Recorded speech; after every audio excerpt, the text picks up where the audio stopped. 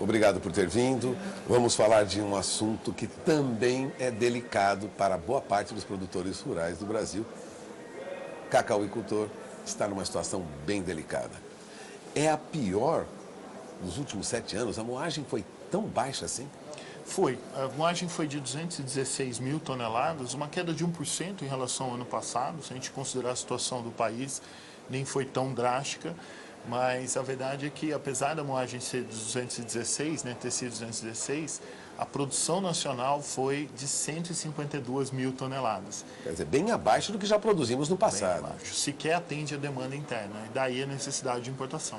Agora, essa importação traz a indústria processadora de cacau na mesma situação da indústria do café, né? E houve uma movimentação dos produtores de cacau, né? De quem trabalha com cacau na roça, lá na fazenda, tentando impedir a entrada do cacau no porto. Qual é a preocupação do produtor? Vocês vivem o dia a dia do produtor? Sim, o produtor tem uma preocupação que é legítima de importação de pragas, né? Por isso a gente tem trabalhado muito próximo ao MAPA para garantir que vão ser feitos todos os embaraços necessários para controle da carga, para garantir, obviamente, Costa do Marfim e Gana, que são os dois maiores exportadores do mundo, no caso Gana aqui no Brasil, exporta para outros países produtores como a Indonésia. A Indonésia é um país que produz muito mais que o Brasil, uma safra quase 3 vezes maior que o Brasil, e importa cacau de Gana. Então eles têm um controle muito bom, mas é importante que o MAPA faça essa rechecagem, né? O papel do MAPA fazer isso. Nós acreditamos nesse bom trabalho e, portanto, a liberação deveria ser normal dessas cargas. E a indústria tem importado cacau de outros países para atender a demanda da própria indústria. Agora, boa parte do que se processa aqui é exportado, não é, Eduardo? 1/3 do que a gente produziu o ano passado foi exportado. Das 216 mil toneladas, a gente exportou o equivalente a 75 mil toneladas de amêndoa convertida em manteiga, pó, para vários países do mundo, gerando aí uma receita na ordem de R$1 bilhão. Agora, a produção de cacau cai muito no Brasil. E cai por quê? A produção tem caído nos últimos anos muito por falta de trato. A gente tem uma realidade na Bahia, que é da vassoura de bruxa, de 89 para cá, que reduziu muito o estande de plantas, reduziu a capacidade do produtor de investir. Então, você tem muito produtor, principalmente na Bahia, com altas dívidas, e isso impede que ele tome recurso no banco. Existe recurso, né, do governo federal, você tem um plano ABC, por exemplo, outros. O cacau ele se encaixa perfeitamente nisso, porque é uma floresta, mas como o produtor não tem crédito, ele não pode pegar. Então ele não faz calagem, não faz adubação, acaba exaurindo o solo, além do baixo estande, né? Que você tem 400 plantas por hectare na Bahia de média, de um original de quase 1.000. Ou seja, a produção tende a cair mesmo. Sim, infelizmente, e por isso que a gente está implementando, desde o ano passado, esse plano para voltar o crescimento da produção nacional. A gente pode ter tranquilamente, o Brasil já produziu 400 mil toneladas, a gente pode tranquilamente produzir 300 mil num espaço de 5 anos, com o plantio de áreas novas. Isso está acontecendo muito no Pará, por exemplo. O Pará tem recuperado a área plantada, mas são áreas que vão entrar em produção daqui 5, 6 anos. Agora, a produtividade no Pará, e você lembrava isso agora há pouco, antes dessa entrevista, é muito superior à produtividade na Bahia. Qual é a diferença? Você tem a parte de manejo dos solos, isso tem um impacto grande. Então você tem principalmente aqueles solos da Transamazônica, são solos mais ricos, mais férteis, que têm sido manejados de uma maneira melhor, né? Não tão extrativista como é o modelo que prevalece na Bahia. Então você tem uma diferença de média de 15 arrobas por hectare, arroba de 15 quilos, né? 15 arrobas na Bahia para mais de 40 no Pará, de média. Ou seja, no Pará é muito mais fácil, vamos dizer assim, aumentar a produtividade. Sim, bem mais fácil. Agora, o cacau não depende de floresta? Sempre se discutiu que a floresta, o cacau garantiria a manutenção da floresta. Lá no Pará isso não ocorre, não?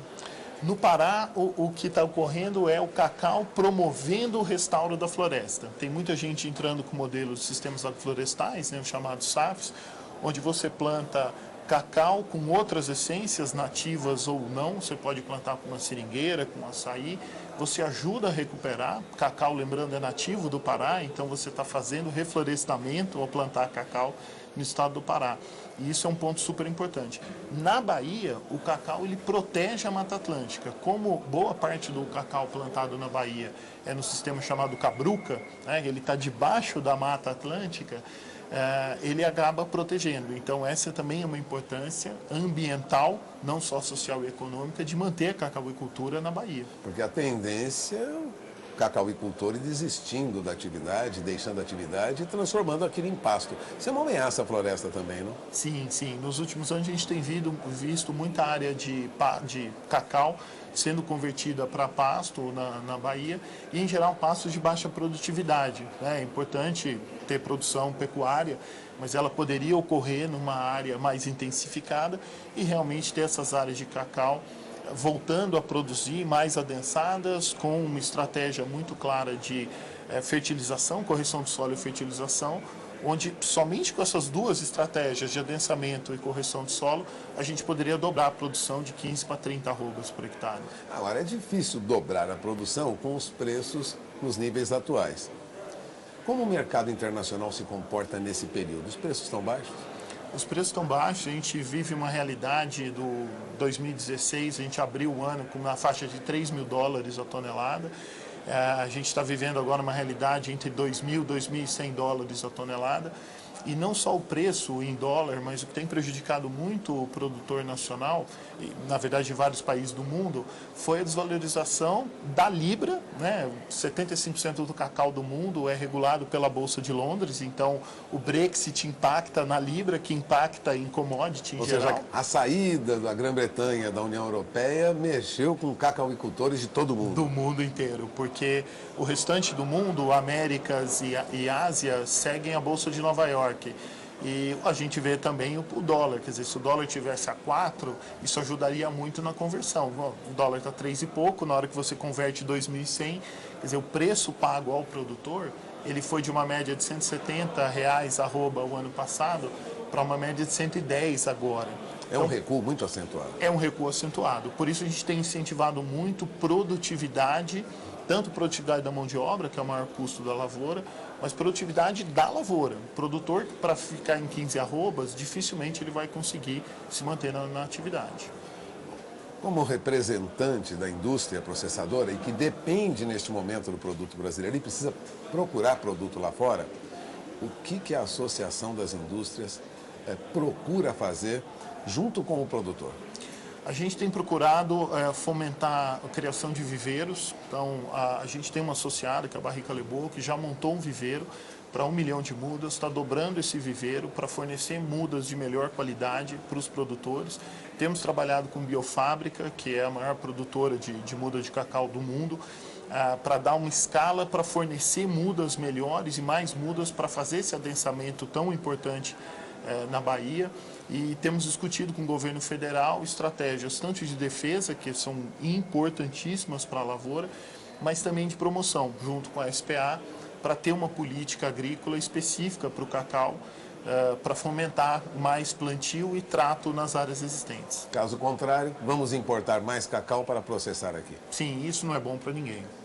Bom, você acaba de ouvir Eduardo Bastos, ele é diretor executivo da AIPC, Associação das Indústrias Processadoras de Cacau. Agradeço sua presença aqui mais uma vez, Eduardo. Vamos encerrando esta entrevista. Voltamos ao programa. Muito obrigado.